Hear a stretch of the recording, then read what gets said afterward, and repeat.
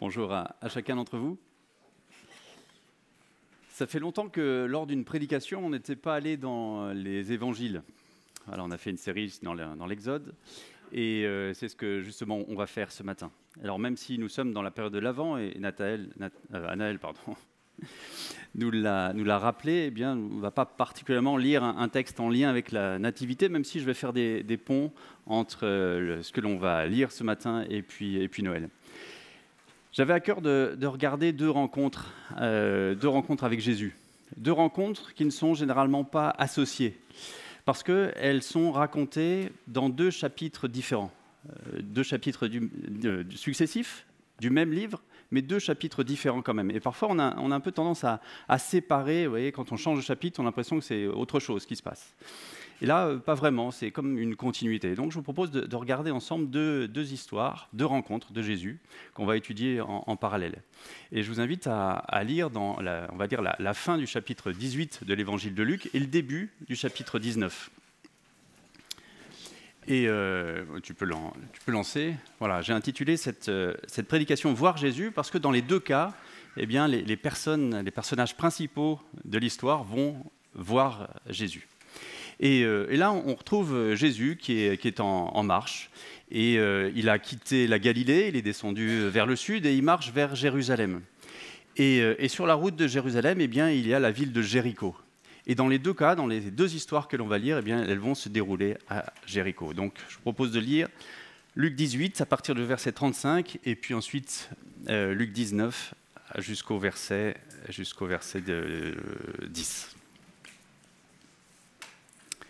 Comme Jésus était près de Jéricho, un aveugle était assis au bord du chemin et mendiait.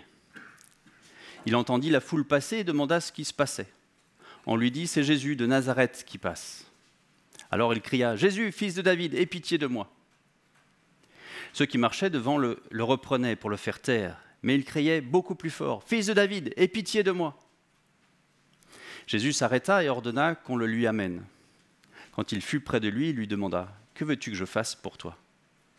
Il répondit « Seigneur, que je retrouve la vue ». Jésus lui dit « Retrouve la vue, ta foi t'a sauvé ». Il retrouva immédiatement la vue et suivit Jésus en célébrant la gloire de Dieu. Voyant cela, tout le peuple se mit à adresser des louanges à Dieu. Jésus était entré dans Jéricho et traversait la ville. Or, un homme riche appelé Zachée, chef des collecteurs d'impôts, cherchait à voir qui était Jésus. Mais il n'y parvenait pas à cause de la foule, car il était de petite taille. Il courut en avant et monta sur un sycomore pour voir Jésus, parce qu'il devait passer par là. Lorsque Jésus fut arrivé à cet endroit, il leva les yeux, le vit et lui dit « Zachée, dépêche-toi de descendre, car il faut que je m'arrête aujourd'hui chez toi. » Zachée s'empressa de descendre et l'accueillit avec joie. En voyant cela, tous murmuraient en disant « Il est allé loger chez un homme pécheur. » Mais Zachée, se tenant devant le Seigneur, lui dit « Seigneur, je donne aux pauvres la moitié de mes biens, et si j'ai causé du tort à quelqu'un, je lui rends le quadruple. » Alors Jésus dit à son propos « Le salut est entré aujourd'hui dans cette maison, parce que lui aussi est un fils d'Abraham. En effet, le Fils de l'homme est venu chercher et sauver ce qui est perdu. » Et le plan de ma prédication va être assez simple. En fait, on va regarder les différents personnages de l'histoire. Je vais commencer par la foule, qui a un rôle important dans les deux histoires. On verra ensuite l'aveugle, Zachée, et puis bien sûr le personnage principal de ces deux histoires qui est Jésus. Et je vous propose de commencer justement par la foule. Même si bien sûr elle est dans l'ombre des personnages principaux, et, comme je l'ai dit, elle joue un rôle, la foule, et un rôle important dans les deux histoires. Et elle vaut la peine qu'on s'y arrête. Dans Luc 18, au verset 36, le texte nous apprend que la foule passe. Et elle accompagne Jésus sur le chemin et marche devant l'aveugle. Elle est constituée de personnes qui accompagnent Jésus. Et le bruit qu'elle produit eh bien, attire l'attention du mendiant. Et il demande alors ce qu'il se passe. Quelqu'un dans la foule lui répond « C'est Jésus de Nazareth qui passe par là, qui est là. » Alors il se mit à crier et interpeller Jésus. Et en réaction à ces cris, ceux qui marchent devant eh bien, essayent de le faire taire. Mais Jésus, lui, il n'a pas du tout cette réaction, il demande à ce qu'on lui amène l'aveugle. Et à la fin de l'histoire, après la guérison, eh bien, le texte nous dit « Le peuple se mit à adresser des louanges à Dieu ». Et c'est le récit de la première histoire qu'on a lue. Et on voit que les personnes présentes dans la foule eh bien, ont joué un rôle important à différentes étapes. Ils attirent l'attention de l'aveugle quand il passe devant, ils cherchent à le faire taire, ils l'amènent à Jésus, et puis ils chantent les louanges à la fin de l'histoire quand l'aveugle a retrouvé la vue. Je m'arrête sur la foule parce qu'un rassemblement de personnes qui marchent avec Jésus, qui annonce sa présence, qui conduit quelqu'un à Christ, qui accueille l'aveugle une fois qu'il s'est mis à suivre Jésus, et enfin qui chante les louanges, est-ce que ça vous rappelle rien? Et je trouve que c'est au fond une bonne image de l'Église. Et effectivement, l'Église est aussi un rassemblement de personnes, plus ou moins hétéroclites, qui suivent Jésus. Nous aussi, nous marchons avec Jésus. Nous aussi, nous faisons notre possible pour répondre à son ordre de lui amener de nouvelles personnes. Puis nous les accueillons au sein de l'Assemblée et nous chantons aussi les louanges de Dieu. Et je souligne un élément qui pourrait passer inaperçu, c'est que Jésus ordonne qu'on lui amène l'aveugle. Il n'a pas demandé, il a ordonné. Et ça, c'est écrit au verset 40. Jésus s'arrête et ordonne. Et c'est bien ce que nous demande Jésus, au fond. Il nous ordonne de lui amener les mendiants et les aveugles que nous voyons au bord du chemin. Et ça a sans doute été une leçon pour la foule, parce que ceux qui marchaient en avant, on l'a lu, eh bien, voulaient faire taire Jésus. Au fond, il est gênant, cet aveugle-là, à crier. Et c'était qu'un mendiant. Et finalement, Jésus leur ordonne de lui amener. Peut-être même que ce sont les personnes qui ont essayé de faire taire l'aveugle qui ont amené les personnes à Jésus. Ça serait l'ironie de l'histoire. Et je pense que c'est une leçon pour nous, parce qu'il est plus facile d'aller vers les personnes qui nous ressemblent, qui nous dérangent pas. Mais nous avons besoin d'être attentifs à toutes les personnes qui crient à Jésus et à ne pas les faire taire. Pour faire taire quelqu'un qui crie à Jésus, c'est assez simple en fait. Il suffit de ne pas aller à sa rencontre, de ne pas la voir et de se dire non, au fond, lui, non, pas lui, non. Non, il est trop haut, non, pas lui. Je crois que c'est quelque chose que nous devons avoir à l'esprit parce que c'est Jésus qui choisit les personnes qu'il souhaite intégrer dans la foule. C'est Jésus qui choisit les personnes qui doivent le suivre. C'est Jésus qui choisit les brebis qu'il souhaite accueillir dans son troupeau. Et ce n'est pas nous. Et certaines personnes nous ressemblent, d'autres pas. Certaines même peuvent être gênantes. Hier, j'étais au stand crêpes, là, et à un bon moment, on a parlé avec quelqu'un avec un piercing dans le nez, des tatouages. Ce n'est pas tout à fait les personnes qui me ressemblent, vous voyez. Et pourtant, c'était évidemment une conversation intéressante. Alors, prenons garde à ne pas faire taire ceux qui crient à Jésus. Et tous n'ont pas la même persévérance que le mendiant, qui a crié plus fort quand on a essayé de le faire taire. Certains font le choix de se taire quand on leur demande de se taire. Alors veillons à être attentifs à ceux qui crient à Jésus. Et c'est aussi ce que nous célébrons à Noël. Jésus est né dans une étable, ce n'est pas une information, on le sait. Mais là où il y avait plus de chances de rencontrer des personnes comme le mendiant, l'aveugle, les mages sont allés chercher Jésus dans un palais et ils n'ont trouvé personne parce qu'il n'était pas là. Si je reviens à la foule, globalement, elle s'en sort pas trop mal, la foule, parce que même si au début, effectivement, certains cherchent à faire taire l'aveugle, eh bien, à la fin, après la guérison, elle chante les louanges de Dieu. En revanche, le bilan de la foule dans Luc 19 est plus négatif, parce que déjà, elle paraît être beaucoup moins impliquée dans la rencontre de Jésus avec Zachée que c'est le cas dans la rencontre avec l'aveugle. Et quand elle intervient, eh bien, c'est de manière négative. Autant dans Luc 18, elle paraît être en mouvement, là, dans Luc 19, elle paraît être statique. Et au verset 1 de Luc 19, eh bien, le texte nous dit que Jésus traverse la ville. Et on a l'impression qu'il est le seul à marcher et que la foule s'est arrêtée et regarde Jésus passer un peu par curiosité. En tout cas, elle ne paraît pas être en marche avec Jésus. En revanche, ce que l'on sait de manière certaine, c'est qu'elle empêche Zachée de le voir. Malgré elle ne fait pas forcément exprès, mais elle empêche Zachée de voir Jésus. Et on sait que la seule intervention de la foule se produit au moment où Jésus va vers Zachée. Et elle est critique. Les mots utilisés dans le texte sont « en voyant cela, tous murmuraient ». Et il disait « il est allé loger chez un homme pécheur ».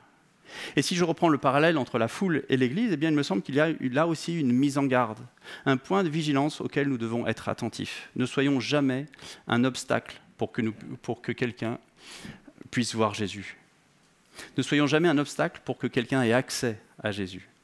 Et un obstacle pourrait être notre comportement, nos paroles et d'une manière générale, notre témoignage. Sommes-nous des ponts qui mènent à Jésus ou sommes-nous des obstacles ? Et il me semble que c'est un point auquel nous devons faire constamment attention. Alors je vous propose maintenant de nous intéresser à un deuxième personnage qui est l'aveugle. Et on ne sait pas grand-chose de cet aveugle, au fond. Il est décrit par son handicap et sa condition sociale. Un aveugle qui mendie, c'est tout ce qu'on sait. On ne connaît pas son nom, alors que c'est le cas pour Zachée. On sait aussi qu'il est assis au bord du chemin. Et au verset 35, où il entre dans l'histoire, si je puis dire, eh bien, il n'y a personne de moins important que lui, de plus insignifiant que lui. Il est au bord du chemin, alors que la foule, bien sûr, est sur le chemin et elle marche. Elle est debout, la foule, alors que lui est assis. Les personnes de la foule, a priori, voient, alors que lui est aveugle. Tout cela fait qu'il est le personnage le plus insignifiant du début de l'histoire. Mais si nous nous souvenons de la parabole du semeur, eh bien on sait que le semeur, qui est Jésus-Christ, sème partout, et notamment sur le bord du chemin. Et c'est le cas ici. C'est ce que Jésus a fait. Et même si c'était le bord du chemin, eh bien il a trouvé de la bonne terre. Et au verset 41, son statut, le statut de l'aveugle, change complètement. Il passe de la personne la plus insignifiante à la personne la plus importante de l'univers. Rien que ça. Quelqu'un est venu le chercher et l'a amené à Jésus.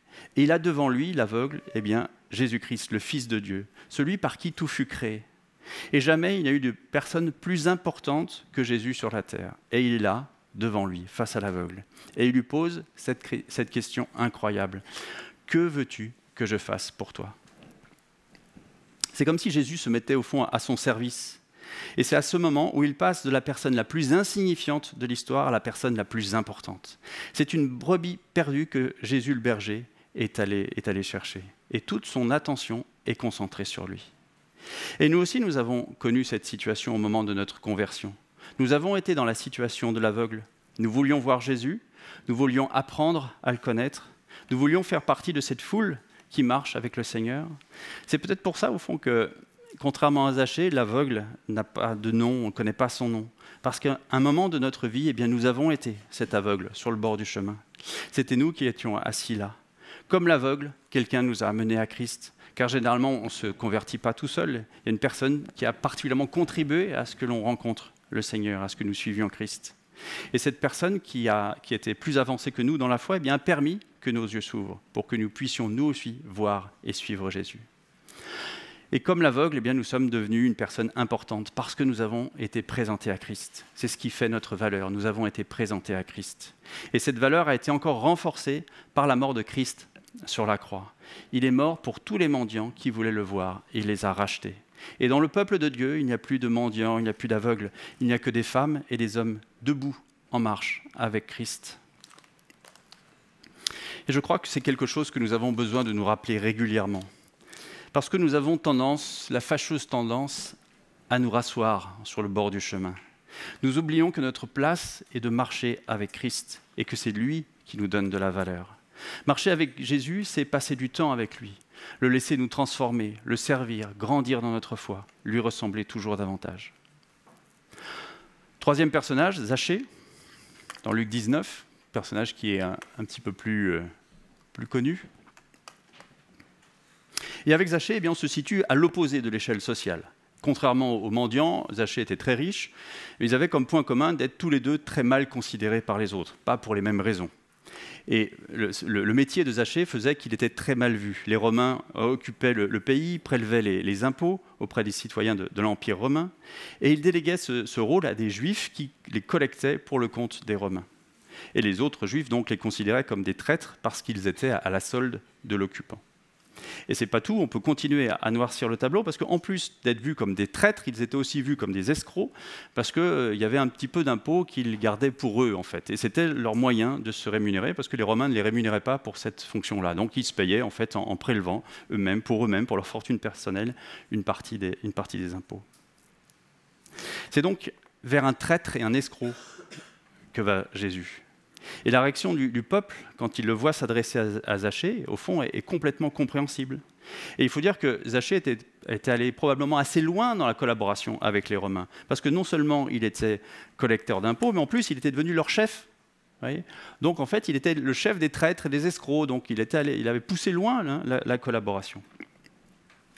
Et on peut penser que Zachée était particulièrement zélé pour mener à bien sa mission. Et donc aussi particulièrement haï. Et Zachée a très envie de voir Jésus, mais sa taille, on le sait, et la foule l'en empêche. Alors, Zachée, quand il a un problème, eh bien, il a une difficulté, il fait au fond ce qu'il a toujours fait, il s'élève. Alors, je ne sais pas ce que vous en pensez, vous, mais je vois sa montée dans l'arbre eh bien, comme une métaphore sociale aussi. S'élever, c'est peut-être ce qu'il a fait toute sa vie, Zachée. Il s'est élevé quand il a accepté le pouvoir et les moyens que lui donnait d'être collecteur d'impôts. Il a eu une promotion ensuite, il s'est élevé aussi en devenant chef des collecteurs. Hein, il s'est élevé. Et quand il n'arrive pas à voir Jésus, eh bien, là aussi, il s'élève. Alors on ne connaît pas sa motivation pour laquelle il a voulu devenir collecteur d'impôts, puis ensuite chef des collecteurs. Et sa motivation était probablement celle de s'enrichir. C'était une motivation tournée vers lui-même, tournée vers son plaisir, son orgueil, sa sécurité. Mais sa motivation pour monter dans l'arbre, eh bien, n'est pas égocentrique. Il voulait voir Jésus. Et il avait sans doute compris les limites de la vie qu'il menait. Et quand Jésus l'appelle pour lui dire qu'il veut s'arrêter chez lui, c'est au verset 6, eh bien, il s'empresse de descendre et l'accueille avec joie. Comme si Jésus, en lui demandant de descendre, eh bien, l'avait ramené sur terre, à la réalité, à son état de pécheur. Et c'est une fois qu'il est redescendu qu'il se repent, en disant qu'il donne la moitié de sa fortune aux pauvres et que s'il a causé du tort à quelqu'un, eh bien, il donne 4 fois ce qu'il a pris. Et Jésus lui dit qu'il veut s'arrêter chez lui. Et ce qui paraît étonnant et même choquant pour la foule, c'est que Jésus s'invite chez quelqu'un qui a une maison qui a été acquise par le vol, au fond. Hein, c'est une maison qui appartient à un pécheur caractérisé. Alors, il y a bien sûr une dimension symbolique dans la proposition de Jésus. Et quand il dit qu'il veut aujourd'hui s'arrêter chez lui, eh bien, il veut aussi entrer dans son cœur. Mais ça signifie aussi entrer dans le cœur d'un pécheur. Mais Jésus ne craint pas de rencontrer des pécheurs, d'aller au cœur de leur intimité. Et quand la foule dit qu'il est allé loger chez un homme pécheur, elle a raison, c'est vrai, c'est un pécheur. Le problème est qu'elle murmure alors qu'elle devrait se réjouir. Elle ressent de la colère alors qu'elle devrait ressentir de la joie. C'est ce que Zachée, lui, a compris. Il a compris ce que Jésus lui apportait. Il ressent de la joie. Et d'ailleurs, dans l'histoire, il est le seul à se réjouir. Et il accueille Jésus avec joie. Comme pour le mendiant, au moment où Jésus lui a parlé, Zachée est devenu la personne la plus importante de l'univers. Il était face à Jésus et Jésus s'est invité chez lui. C'est aussi ce que nous fêtons à Noël. Jésus s'est invité sur terre, au cœur de l'humanité.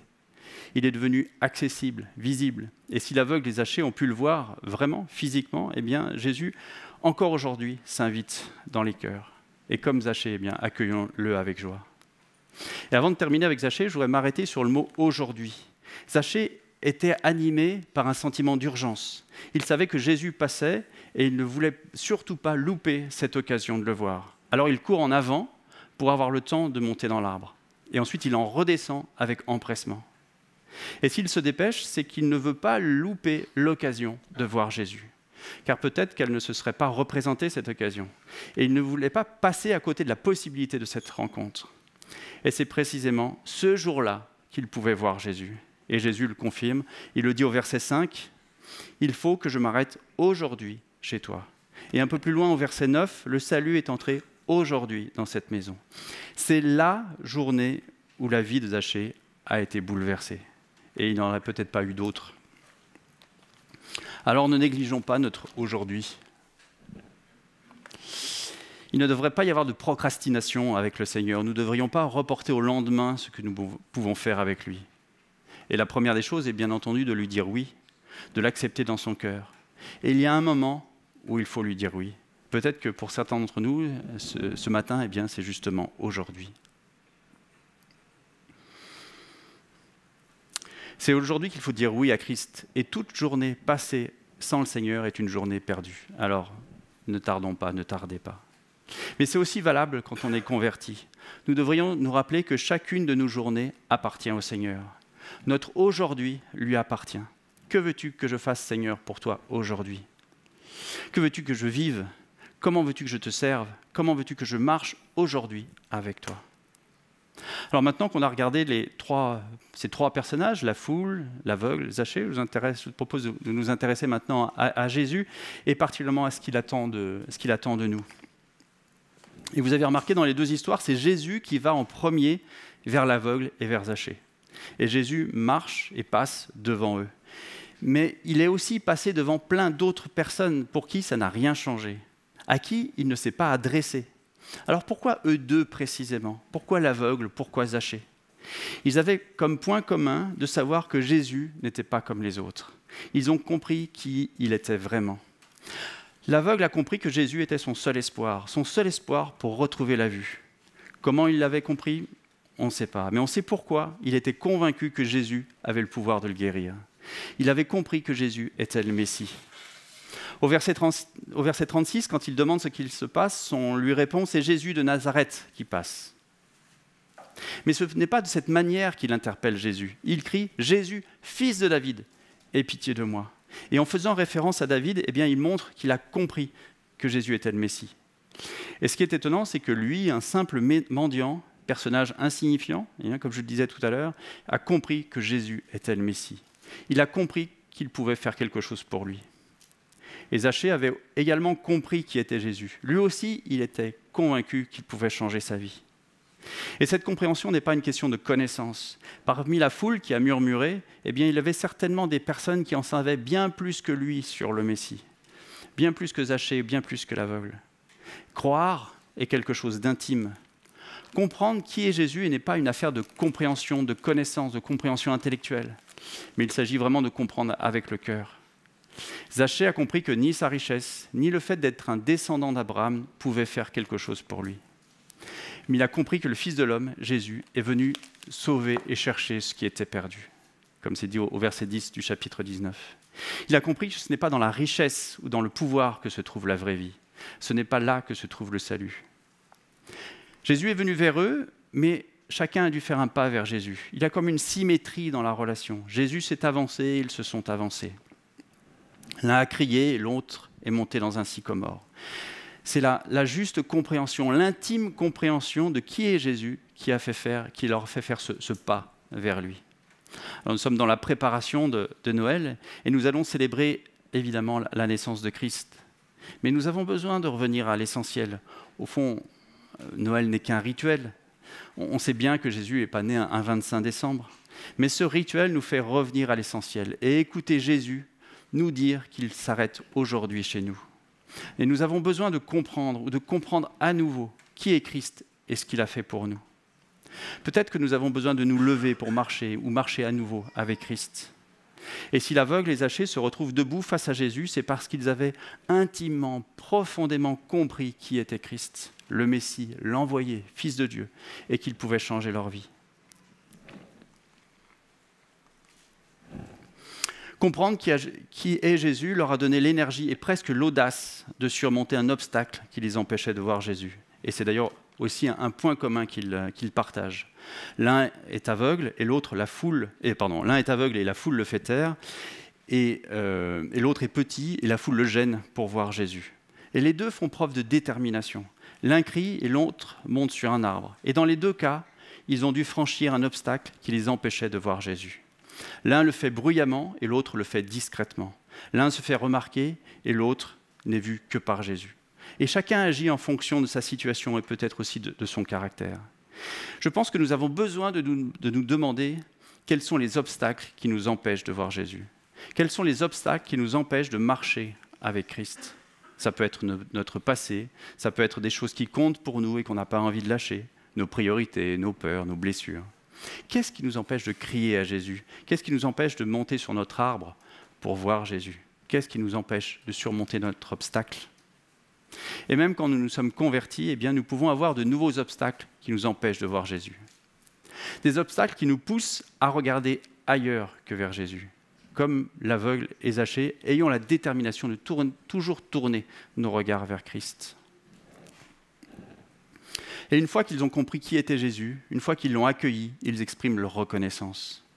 Et les deux le font de manière différente. Le premier suit Jésus et célèbre la gloire de Dieu, et le deuxième accueille Jésus avec joie et se met en règle vis-à-vis des biens qu'il possède parce qu'il les avait volés. Et la reconnaissance devrait être notre premier et principal moteur pour marcher avec Jésus. Il y a 2 semaines, je suis intervenu au groupe de jeunes et le thème était le culte personnel. Et j'ai eu l'occasion de dire que la reconnaissance devrait nous pousser à passer du temps chaque jour avec le Seigneur, dans la lecture de la parole et aussi dans la prière. Que la reconnaissance soit vraiment notre moteur. La reconnaissance devrait nous inciter à la générosité. La reconnaissance devrait nous encourager à le servir. Quand je sais ce que le Seigneur a fait pour moi, je ne peux plus me rasseoir au bord du chemin, ce n'est pas possible. Je ne peux que marcher avec Jésus. Fêter Noël devrait, avant toute chose, être l'expression de notre reconnaissance à Jésus, d'être venu jusqu'à nous, comme il est venu à Jéricho. Et voir Jésus, au fond, n'est qu'une étape. Et parce qu'une fois que l'on a vu, il nous attend sur le chemin pour marcher avec lui et exprimer notre reconnaissance. Et c'est possible seulement si l'on a compris qui est Christ et que l'on a surmonté nos obstacles avec son aide. Voilà, maintenant il est temps de conclure. Et je n'ai pas écrit de conclusion. J'ai écrit un épilogue. J'ai imaginé la rencontre entre l'aveugle et Zachée. J'ai imaginé leur dialogue. Alors j'ai imaginé qu'ils avaient rejoint la foule, ce qui est très probablement vrai. Jésus est en marche vers Jérusalem et j'ai imaginé leur dialogue. Voilà, allez, c'est Noël, hein ? Donc nous sommes sur la route de Jérusalem et les deux s'expriment. Et je commence par faire parler l'aveugle. Ça fait longtemps que tu marches vers Jérusalem avec Jésus ? Non, depuis Jéricho. Et toi ? Pareil. Ta tête me dit quelque chose, on s'est rencontrés à Jéricho ? Je ne sais pas, avant j'étais aveugle, donc peut-être qu'on s'est croisés, peut-être pas. C'est Jésus qui m'a guéri, d'un coup. Mais toi, tu m'as peut-être vu. Je mendiais sur la route de Jéricho, à l'entrée de la ville. Un ami m'amenait là le matin et venait me chercher le soir. Enfin, quand je dis un ami, il fallait que je lui donne une partie de l'argent que j'avais reçu dans la journée. Ah, c'est toi ? C'est pour ça que j'avais l'impression de t'avoir déjà vu. Je me souviens bien où tu étais. Tu étais toujours au même endroit. Je suis souvent passé devant toi. Mais je t'ai rarement donné quelque chose. Mais quand je te regarde, c'est impossible de savoir que c'est toi. Tu as tellement changé. Maintenant, tu marches tout seul, tes yeux sont ouverts, et tes habits ont l'air neufs, et tu as l'air tellement heureux. Mais tu te rends compte, j'ai rencontré le Messie. Ça fait des centaines d'années qu'on en parle, et il est là, avec nous. Il m'a parlé. Il m'a dit que ma foi m'avait sauvé. Et les habits, c'est André. Tu sais, le disciple qui ne parle pas beaucoup. Il m'a donné de l'argent pour que je puisse les acheter. Il m'a dit que l'argent venait d'un riche. André m'a dit qu'il avait donné la moitié de sa fortune aux pauvres. Tu te rends compte, la moitié de sa fortune. Et moi, grâce à lui, j'ai des habits neufs. J'aimerais tellement lui dire merci. Écoute, si un jour je le rencontre, je lui dirai. Je pense qu'il sera content. D'ailleurs, si tu as besoin de quelque chose, va voir André. Il saura se débrouiller. Il m'a dit que normalement, c'est Judas qui garde l'argent. Mais il paraît que l'on ne peut pas lui faire confiance. Il met de l'argent dans sa poche et le garde pour lui. Ah oui ? Il détourne de l'argent ? Il faudrait que je lui parle un jour. Et toi, comment tu en es arrivé à marcher avec Jésus ? Et excuse-moi, mais avoir tes habits et la taille de ton ventre, tu ne devais pas avoir de problème. Si, j'avais des problèmes. Mais c'est vrai que je n'avais pas de problème pour trouver de la nourriture. Alors tu avais quoi comme problème ? J'avais honte. C'est un problème ça, la honte ? Oui, un gros. Ça rend triste, et je me sentais seul. Ah bah moi aussi alors j'avais honte. Moi aussi j'étais triste et seul. Ça nous fait un point commun. Mais j'avais tellement faim que j'en oubliais ma honte. Et tu ne m'as pas dit ce que tu faisais là avant d'être ici, à marcher. Je faisais comme Judas. Comment ça ? Je collectais les impôts pour les Romains et avant de leur donner, j'en gardais un peu pour moi. Un peu seulement ? Oui, un peu. Mais à force, ça a fini par faire beaucoup. Et comment un collecteur d'impôts en arrive à marcher avec Jésus ? Justement, à cause de la tristesse et de la honte, je ne pouvais pas continuer comme ça. C'était trop lourd. Écoute, je ne saurais pas t'expliquer pourquoi, mais je savais que Jésus pouvait me sortir de là. Alors, quand j'ai appris qu'il passait par Jéricho, je me suis dépêché pour aller le voir. Mais je ne voyais rien du tout, il y avait trop de monde. Et puis, quand on est collecteur d'impôts et qu'il y a du monde, c'est plus prudent de rester discret. Alors, discrètement, je suis monté dans l'arbre et pour voir Jésus, discrètement. Et alors, qu'est-ce qui s'est passé ? Côté discrétion, ça a plutôt été raté. Jésus a traversé la foule, il est venu directement vers l'arbre où j'étais, et il a levé la tête et il m'a dit de descendre. Donc tout le monde s'est mis à me regarder. Mais je n'ai pas eu le temps d'avoir honte, je suis descendu vite fait, j'étais tellement heureux. Tu te rends compte ? Il y avait des dizaines de personnes et il est venu vers moi. Jésus est venu vers moi. Et c'est pas fini, il est venu chez moi. J'aime mieux te dire que ça n'a pas plu tout le monde, mais tant pis. Et maintenant, je suis là, je marche avec Jésus. Je marche à côté de toi, alors qu'avant, je ne te regardais même pas. En fait, moi, j'étais aveugle et toi, tu étais aveuglé. Ça nous fait un autre point commun. À propos de voir, je vois qu'on arrive bientôt à Jérusalem. Ah bon? Bah oui, tu vois pas la ville au loin? Non, je vois rien, il y a trop de monde devant. Ah oui, c'est vrai, pardon. En tout cas, côté taille, avec toi, Jésus, il n'a pas fait de miracle, hein? Oh, ça va, on a peut-être des points communs, mais pas celui de l'humour. Hein. Allez, avance si on veut arriver avant la nuit. Oh là là, si on peut plus rigoler avec les nouveaux amis. Tiens, regarde, Jésus, il n'est pas pressé, lui, il s'est arrêté. Il raconte quelque chose, viens, on va l'écouter. Eh, quoi? Un conseil, mets-toi au premier rang. Hein. J'ai beau avoir la foi, je sens qu'avec toi, la route va être longue. Allez, le prends pas comme ça. D'ailleurs, la route va même être éternelle. Et regarde avec qui on marche. Jésus, la vie est belle. Allez, viens, allons l'écouter. Voilà, c'est la fin de l'histoire.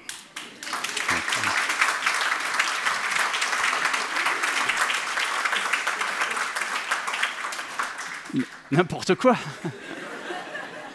N'importe quoi. Posez-vous simplement la question de qui vous applaudissez. Voilà. Donc c'est la fin de l'histoire ou peut-être le début. Voilà, en tout cas, c'est la fin de la prédication. Amen.